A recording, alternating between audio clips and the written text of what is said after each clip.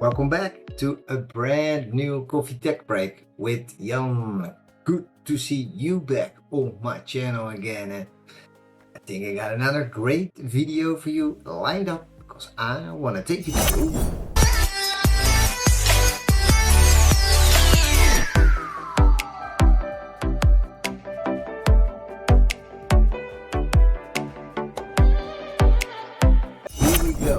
part 2 of VideoOS 4.5.1. So, previous video, part 1, already took you through generic updates of the VideoOS. So VideoOS is specifically for the Studio X series, so the first gen, second gen. The V series, which I also talked about in part 1, is the VideoOS Lite. So it's a bit lighter edition of the operating system, just doesn't run any application, and you need to use specific Teams Room Compute or Zoom Room Compute to combine it with the V series. Now, this is part 2, and in part 2 I'm gonna take you specifically to the video applications. So we got Teams, we got Zoom, we got Google, we got all those video applications running natively on the X series. Now, in this video, I'm gonna take you step by step through those updates. One of them is really important, and that is the Microsoft update, because there we got now AOSP device management enabled. Not by default, but it is available in the software release to enable that. Now, in this video, I'm gonna take you step by step through that process, how that looks like, where you're gonna move over to AOSP, what policies can you create, etc. Now, meanwhile, there's a lot of references available also on AOSP. So I'm gonna make sure that in the description, I'm gonna put all the references to some videos, because I got some videos from my colleagues like Michel Baumann from Microsoft, Lars Bernau, Uwe Ansman, and they all created some blogs or some videos. I'm gonna make sure that I put everything there in the description and to make sure you can find all the resources. I'm not gonna let you wait anymore. I would say just get your coffee ready, and I'll be jumping into the Poly video app update. Ready, let's jump into 4.5.1 part 2. So in this video, we'll talk specifically on the video applications, on what updates there are available. And also I will give you some guidance to some references where you can find more information about those updates. First part of this video, I'm gonna take you through the Teams app updates. First, we're going to talk about the features, because there's also some new features introduced in the latest Teams application. And the next part, I'll talk about AOSP. I'm really going to take you step by step through that process, where you can enable that, how you can enable that, etc. So what is coming along with the 4.5.1 release of the VideoOS? So we got Teams APK 1102, always reference to the last 4 digits. That's the March 2025 release. We have Company Portal, that is the 6061 coming along, and that will change with AOSP, which I will jump into later. But I think it's always good that we have a bit of previous version bundled in our software. Because let's say you upgrade to the latest version, you run into any compatibility issues or something, then you can always go back by using a pin reset on the video bars to this version. And if you do the pin reset, you also go back in the Teams application. So keep that in mind. Not by doing the simple like WebUI reset, but if you do a pin reset, it will really set back that 4.5.1 with that Teams base version, that March release. Now, looking at the devices, so if you have installed the 4.5.1, you can install from Teams Admin Center, you can push out a new version. I think this is important. You will be requested, for example, for the Teams admin agent or the Teams client, to be able to upgrade to the latest. This is not the latest store, but just to give you an example. So you can take Teams admin agent or the Teams client, you can upgrade them to the latest. Now, there are some delays which you can give before installing those. So you could just do a sort of, slowly introduction of those new versions. That is possible, but you cannot fully disable it. There will always be an update at some point. Now, also one thing which happens apparently a lot is that the Teams like app on the TC8 or TC10 and the Teams app on the bar are not aligned. So keep that in mind. And here you see also some messages now about that. So that the paired device TC10 is on a different Teams version. And usually it works, but yeah, it could give you some issues when one or the other is not at the same version. So always check if you upgraded the video bar, that TC8 or TC10 also got this upgrade. What is new? Like looking at the devices, a lot. Whoa, so we have now the V12. So that is the small room video bar, the next gen version of the Studio USB, the well-known video bar squares. I think the V12 is an excellent replacement for that device. Then we got the V52, which is for your medium rooms. We got the V72 now, which supports also IP mics in the latest version. We got the G62, Teams certified, and we got all the new generation, which are all Teams certified. So you don't have to worry about any certification when you run into anything. Looking at support, Microsoft is available, but of course from the HP Polysite support, they're also available. New Team certified devices. Alright, what is new in those versions? So it went fairly quickly the last couple of months. So there's quite some new features. You don't have to read them here because I will run through some of them. And of course, I will make sure there is a reference to those release notes in the description. But I can only mention, always check those release notes because there's quite some interesting information. In May, we had quite some new features and functions, which I will take you through. Then we got a June release, that was the 3502, also with some fixes and with some new features. Then we got quite quickly after that, we got the July release, the 5603. And there's also some fixes in there, so keep that in mind. Keep an eye on the release notes, and of course I will try to take you through it as much as possible. But of course, always check if you run into anything. Always check those those release notes if there are any updates. Now, what is new in that Q2 2025? So there were quite some versions in between, but let me take you through some of those features and functions. Now, first off is a preview which became available on the Android side of the facilitator agent taking notes. So without even setting up meetings now, you can just walk into that meeting room, you scan your QR code, and then it will make notes in the meeting room. So everything you're talking about, Copilot agent will kick in, and the facilitator, a sort of virtual person in that room, will take notes of anything mentioned in that room. I think it's a really nice one. It requires a Teams Room Pro license. Keep that in mind, because otherwise this won't work. And only one person can activate the facilitator. So that is also critical. This is a preview now in that Q2 release. So if you just install the latest Teams application, you should have this available. The next one is a really important one. Device code flow authentication change. So this already was introduced by Microsoft a while ago, so they're getting the security to a higher level.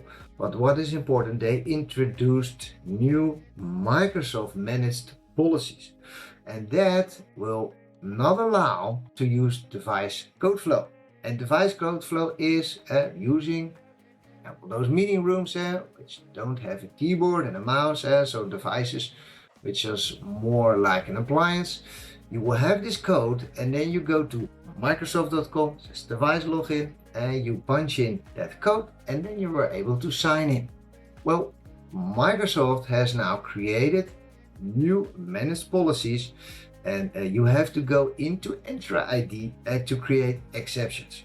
They created in report only mode. Keep that in mind. So for now it's report only mode, but I've already seen situations where they're blocking now the device code flow, and that could lead to devices who reboot or something, and that could lead to signouts. So make sure that you put it to report only again, or check status there, or set it to off. These are just some good things to know, because if you have issues in your environment with Teams Room Android-based devices, then this could be one of those tick in the boxes you need to validate. Now, if you then go into the entry idea, you will see a Microsoft managed policy, and it should be available there under the conditional access rules, and there you have an option to exclude identities. So here you can exclude your MTRA, your Teams Room Android devices, and then make sure you reboot your Teams Room Android devices so it's able to get all the latest and greatest policies. Another point of getting security to a higher level, everybody probably uses casting. I mean, most of my customers really appreciated this. So casting is built into every Microsoft client, so the Windows client, the Mac client, the mobile clients. What you can do is you can just share presentation wirelessly to your Teams Room Android or Windows device. Now you can also transfer, for example, a meeting to that meeting room. Now that was available across the board. If you go from an internal tenant or external tenant, it was, you just transfer the meeting and it was automatically accepted. Now, what they've done now, they disabled auto accept from external tenants. So if you are not in the same company, different tenant, and you walk into those meeting rooms, just make sure when you walk in, you need to punch accept when you dial into those meeting room, or you want to transfer your meeting room to that Teams Room Android device. Keep that in mind. So it's all about security, getting to that next level.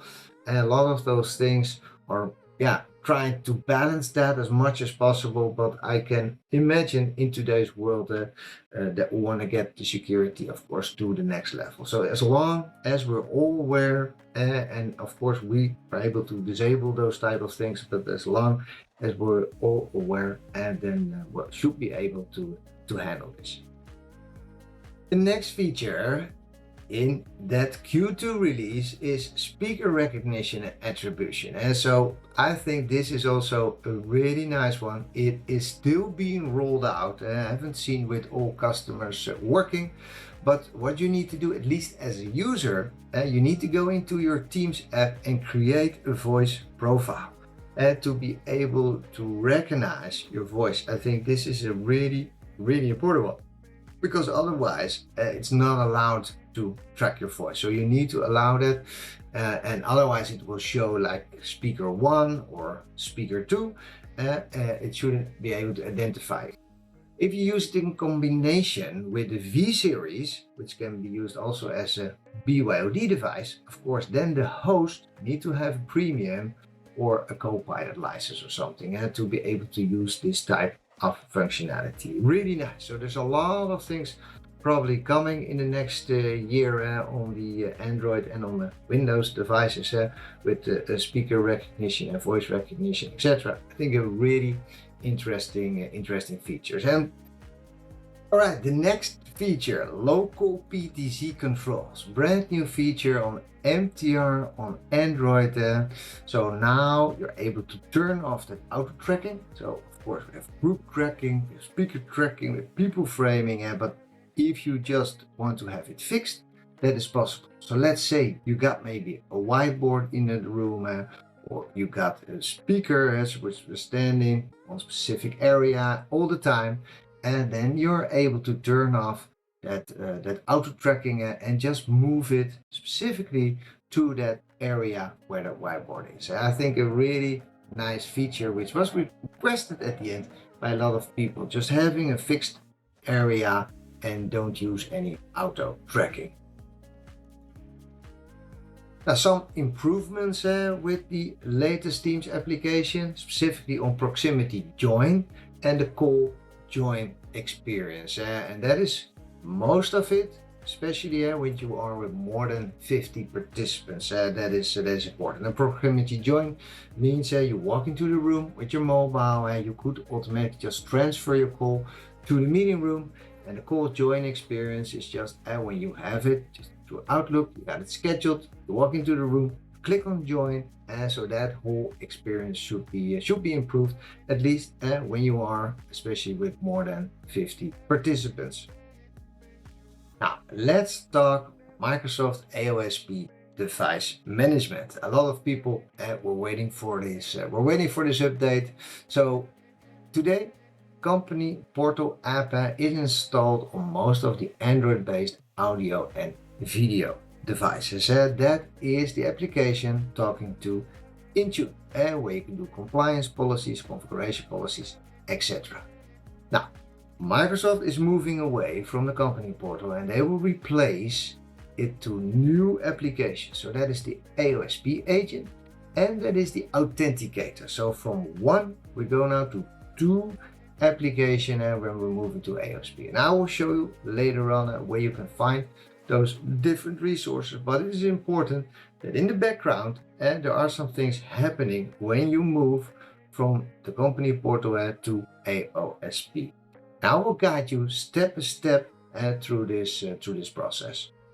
Now, what is important there? We've been using Android Device Administrator. We've been using that for ages. So if you did anything with a Pro license, you had the Intune, you needed to enable the Device Administrator. That was to make sure that devices were onboarded in Intune. You don't even have to create policies or something, but just a matter of getting them on board, because otherwise you got workplace join issues or you get all sort of messages. Probably a lot of people will recognize that. So you had to use the Android Device Administrator in the past. Now we're moving now to a new method, and that is the Microsoft AOSP device management. This is the new onboarding to get your devices into Intune. And at least you need an onboarding policy.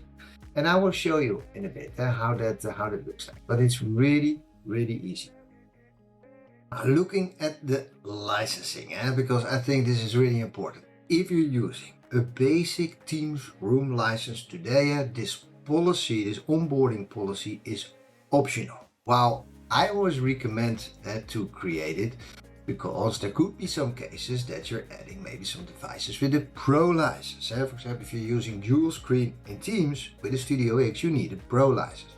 And then the policy is required to onboarding policy, because then it will run through Intune, and you need at least to have this onboarding policy there to make sure that it's all signed in, etc. Now, there is an exception on the Pro portal, and that is you can untick the Microsoft Intune Plan 1, which is part of the Pro license. So I cannot imagine that you want to disable it, but you can if you want to disable it, and then it won't go through this onboarding policy. It won't go through this Intune, but yeah, be aware it could change with one of the next versions.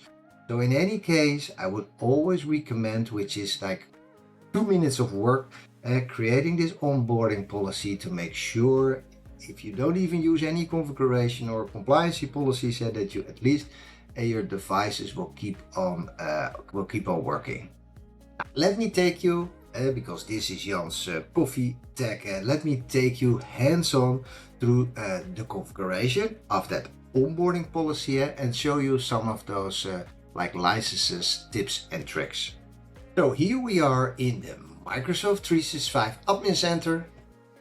Let me show you in the backend what's going on. And first, let me show you some of those licensing. So let me go to my active user and let me search for my MTR like resource accounts. Here we go.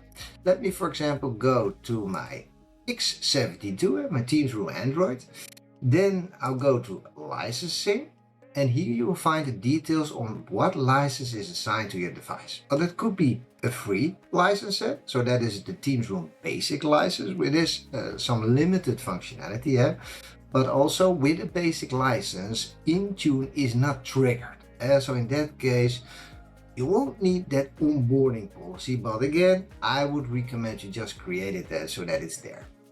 In any other case, if you're using a Pro license, default, all the licenses within the Pro license are enabled. And if you click on this box here, you will see what is inside the Pro license.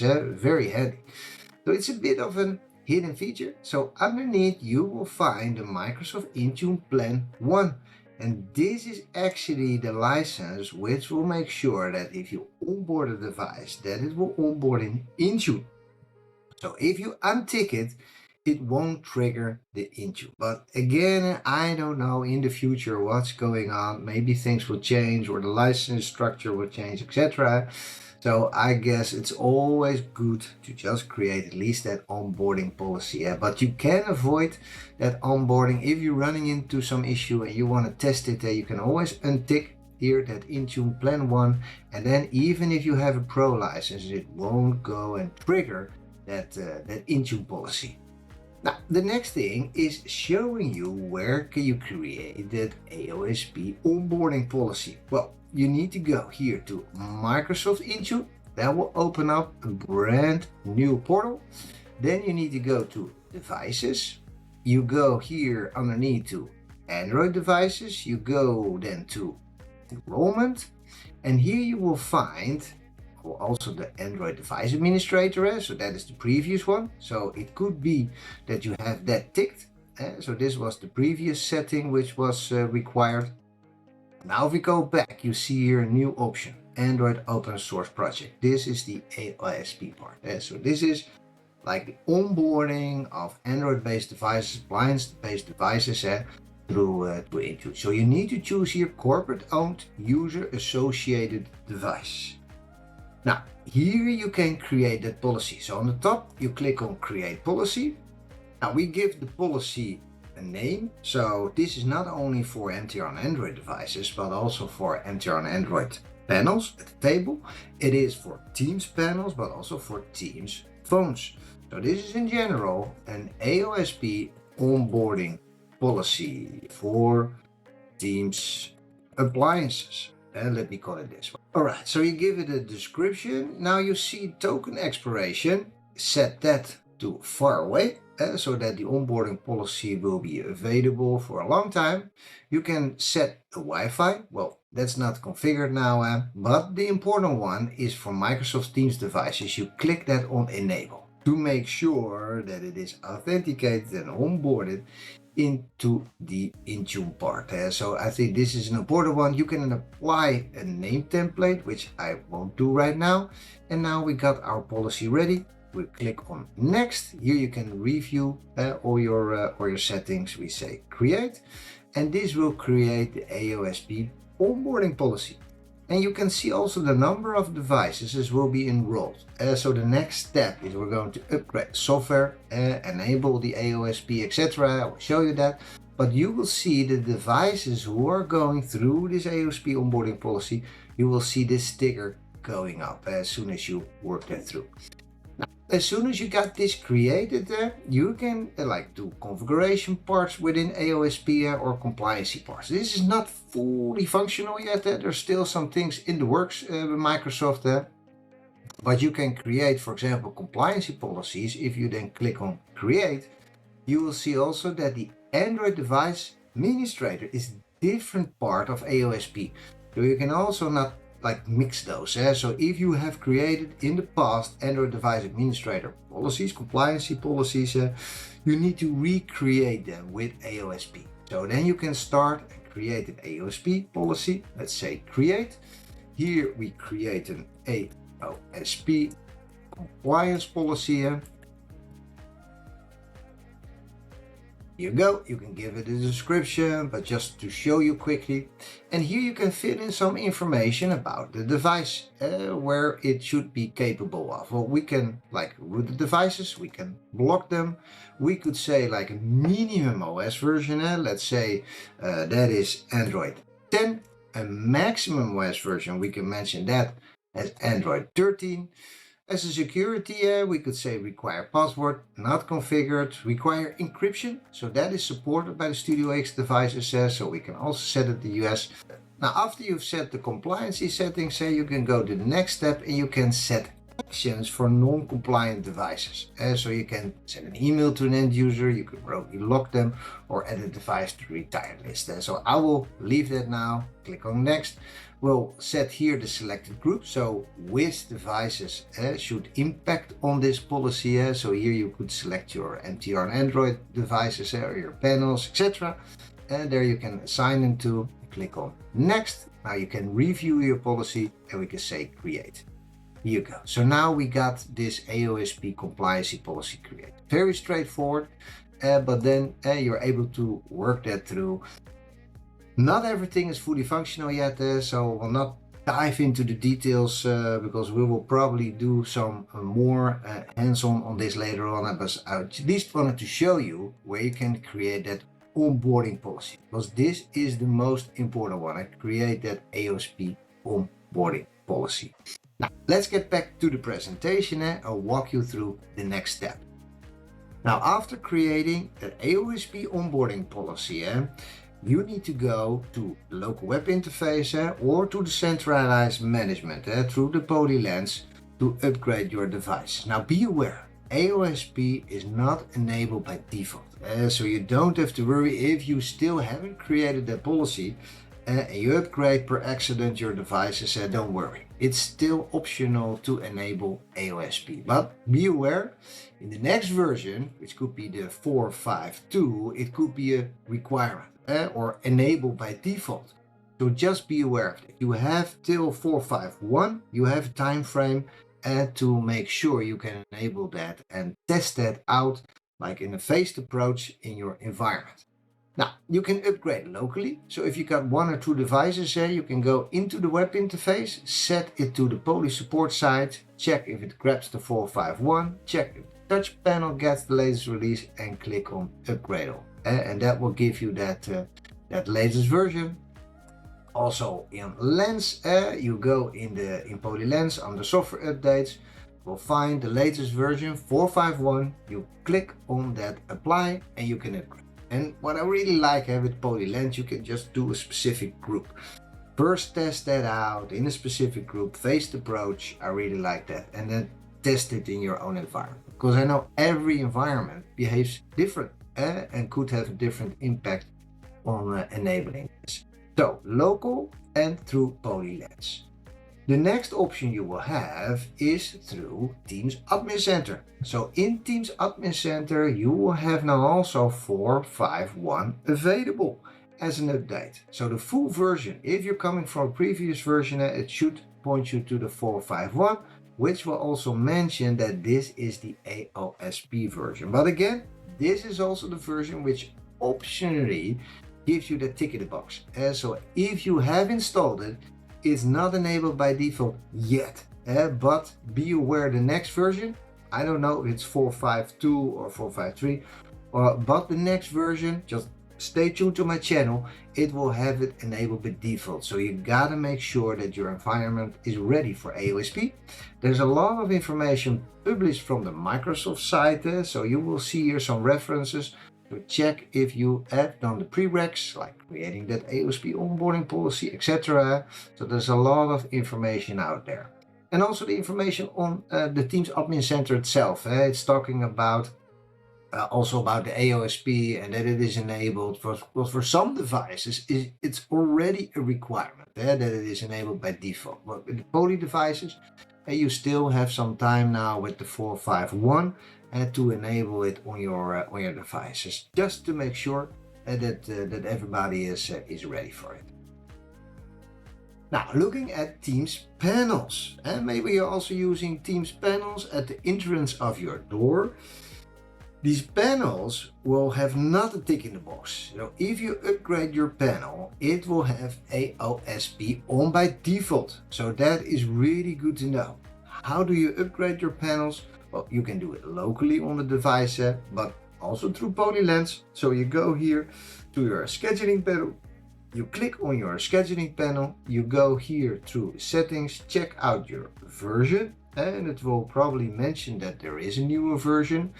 But get that AOSP policy ready, because with the Teams panels, after you upgrade to that latest version, you gotta have that onboarding policy, because otherwise your devices could be signed out. So you check here the version 6.5, and that is the version which will have the AOSP enabled. And also in the documentation, and now we are on the 6.5.1 already, you will see that AOSP by default is enabled on that release. So you point here to the 6.5.1 now, you click on apply, same procedure, and it will upgrade your touch panel to the latest version. But then it's automatically enabled. There's no tick in the box for your Teams panels.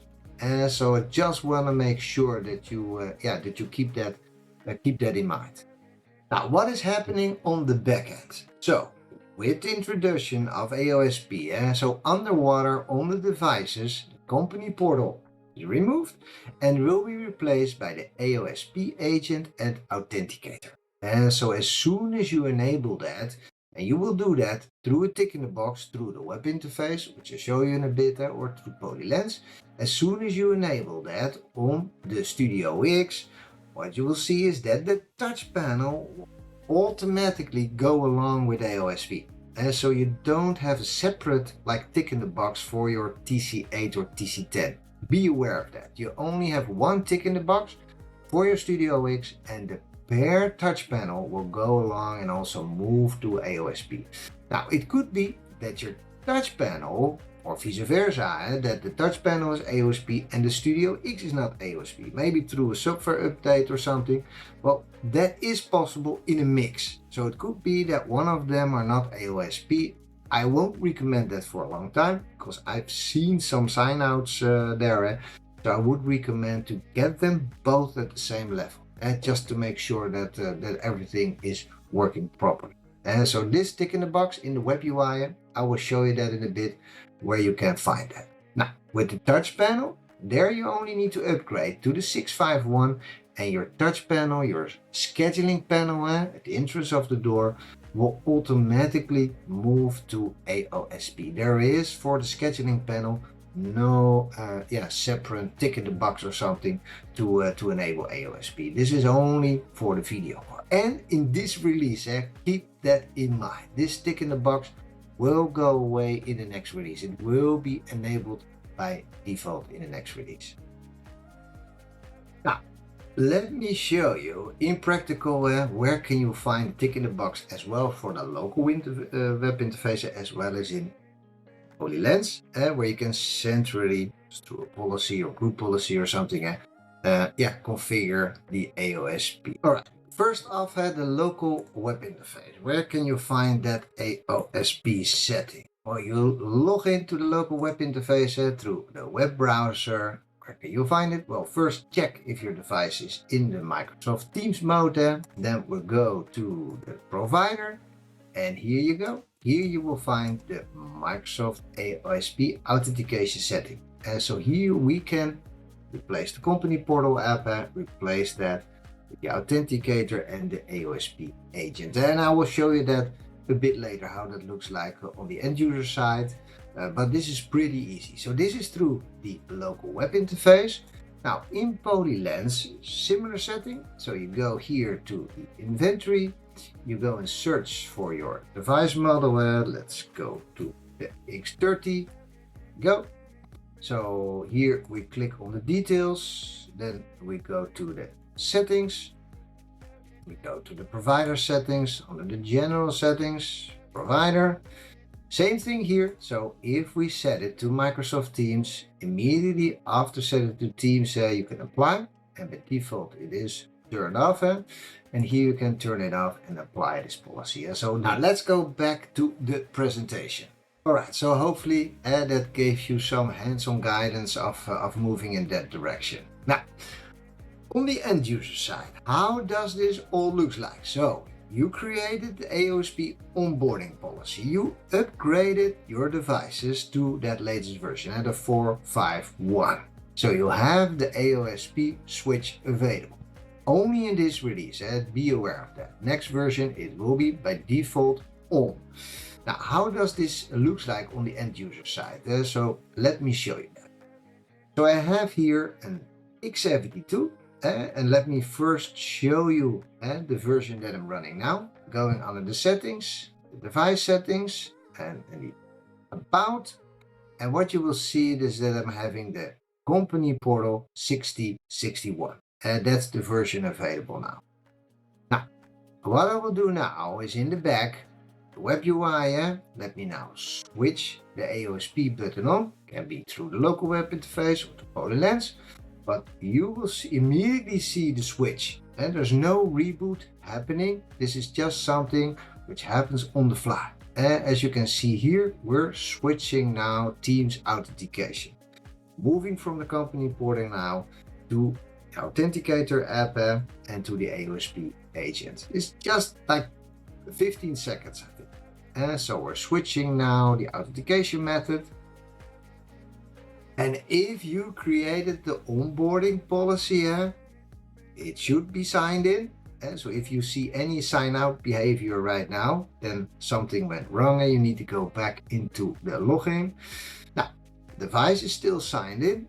So we go here again to the device settings, we go to about, and here we go. We see now the Microsoft Intune app and we see the Authenticator app. So this means that my migration from Android Device Administrator to AOSP was successful. In the backend, you can also check that. So not only on the front side, because you're probably not sitting next to every device in your environment.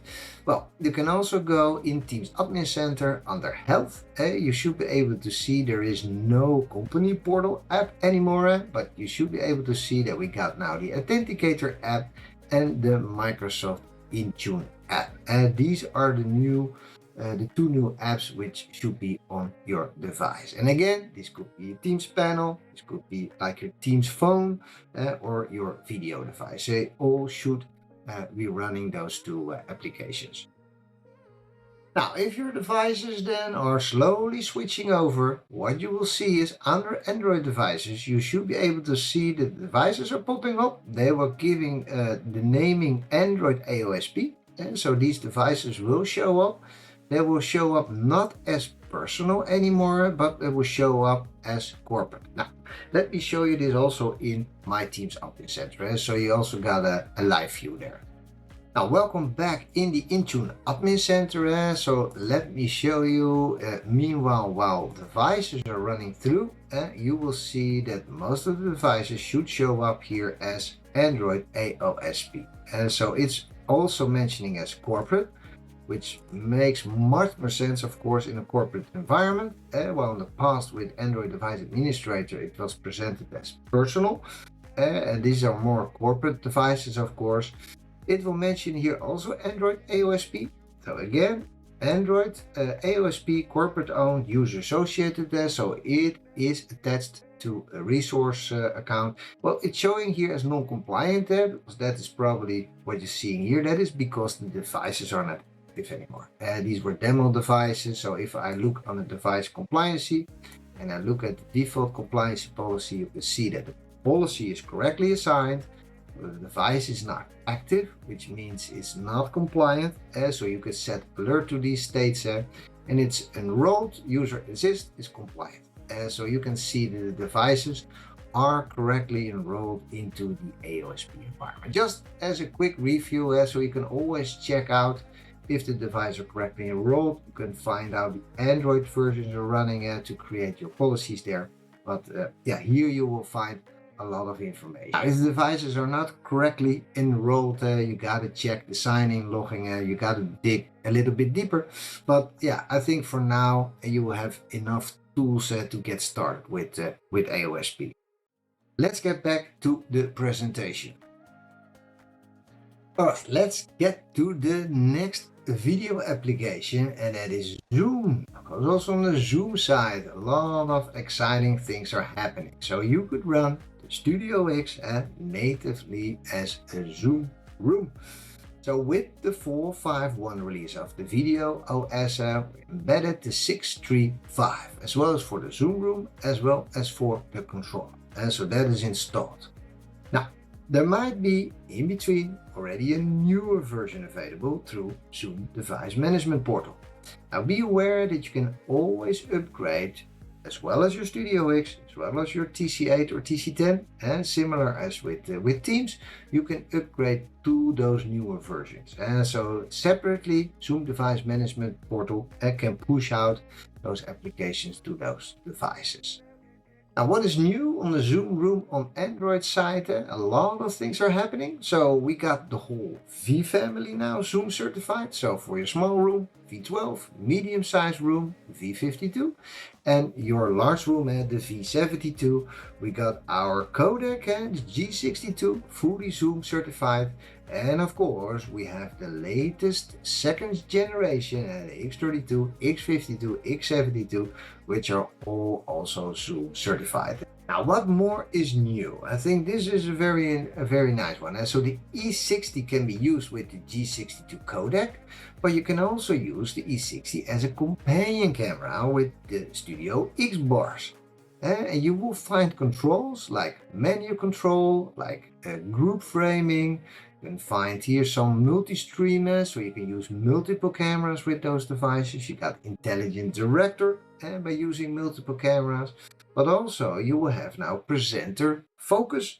So you're able to turn on presenter focus, and that means following the presenter on the fly. So you will have a button available now to select that when you hook up the E60, set as a companion camera to the Studio X bars, or you hook it up to the G62 as a main camera, as you got full control over the new E60 camera. Another new feature, which I think it's a big one, it's a small thing, but I think it has a big impact because it will enhance the experience for users walking into the room. So when they're walking to the room, the TC10 motion sensor is now used by the Zoom application. So let's say participants walk in, automatically the TC10 wakes up, not the TC8, because that doesn't have the motion sensor, so it's really the TC10, and it will automatically also wake up the screens. So this is, I think, a really nice one for the experience. And that is available through the Zoom Device Management Portal. So you will find the settings to wake up the Zoom room by using that sensor. And that is also available now with this latest release. It's just a minor one, but I think as a user experience, it will have a great impact. But just walking in, everything wakes up, and there's just no exactly, just you see the meeting on the TC10 panel, join the meeting, and let's go. These were the latest and greatest on the Zoom Room side. I will make sure that in the description will also point you to some of the reference to the release notes of the latest Zoom Room on Android side, because of course there's a lot more, but yeah, I just try to grab a couple of them so you're fully aware of some of those new features which could impact the behavior in your environment. Alright, let's go to the next video application, Google Meet. Yeah, so the Studio X can run natively the Google Meet app. So there's no separate like Chrome OS box needed or anything. No, you just select as a provider, locally in the WebUI, to Polylens, you select the Google Meet application, and it will automatically jump into the Google Meet app. Now, I did a full video on this with the latest and greatest features. I did that earlier, so I'll make sure I'll create a reference here in this video. So if you want to check out more about the Google Meet, I would really recommend to see that video. But in this part, I just want to show you some highlights. So we have the support now for direct guest join, similar functionality as we have in Zoom and in Teams. So you're, as a guest, able to join a Zoom meeting or a WebEx meeting. And so you just send the invite to the Google Meet environment, and then you should be able to see a join button and go into those guest meetings. Be aware of some of the limitations today, and that is, for example, the presentation, the HDMI, dual screen support is not available with direct guest join. So similar limitations we have with the other providers. But of course, yeah, probably in the future that could change. But for now, we got those limitations there. Now, what you can also use is, of course, the device mode, the BYOD mode. So in any case, if you got, like for example, Teams, or you got any other video application, I would recommend just use the BYOD mode. Just take the USB-C cable from the bar, takes the HDMI cable, put it in the laptop, or you can also work through a docking station to have one USB-C cable, but get those cables there to the laptop, and then you're also able to use any video application for your laptop, because the video bars can run like natively, Teams, Google, or Zoom, any of those video providers. Then you should always be able to use the device mode as an alternative. I think this is a really powerful one. Now, with the latest release, also the HDMI ingest was available, including audio. So you can share in the meeting, you can share your content through the HDMI ingest and also use that audio. And this is one thing which I showed you also in that latest video. So you should be able to run that through. Always recommend to check out the release notes. In the release notes, you can find anything about the versions in that comes along. You can find reference to the release notes. You can also find compatibility matrices, so what devices are supported with the Studio X. Really recommend to check out the docs.poly.com. Also, there are some reference guides available, like the compatibility reference guide or the integrator guide. And again, I'm gonna make sure that you have those references available in the description. And I guess that was part 2 of the Poly VideoOS 4.5.1. That's it, Poly VideoOS 4.5.1. Hopefully you enjoyed it, and again, I just took most of the highlights. I would recommend to check out the release notes. There's a lot of more information in there. A lot of developments going on. Please check out your AOSP setting with Teams. I cannot just mention it enough. I will put all the reference in the description so you have them available. And I can just say, subscribe to my channel. And there's a lot of updates coming the second half of the year. So just subscribe to my channel. I gotta make sure that I keep you updated with the latest and greatest. If you got questions or comments, just put them under the video. And of course, I will try to answer them as good as possible. As usual, I hope you've enjoyed it in combination with a cup of coffee. At least I have enjoyed it. And looking forward to see you back in the next time.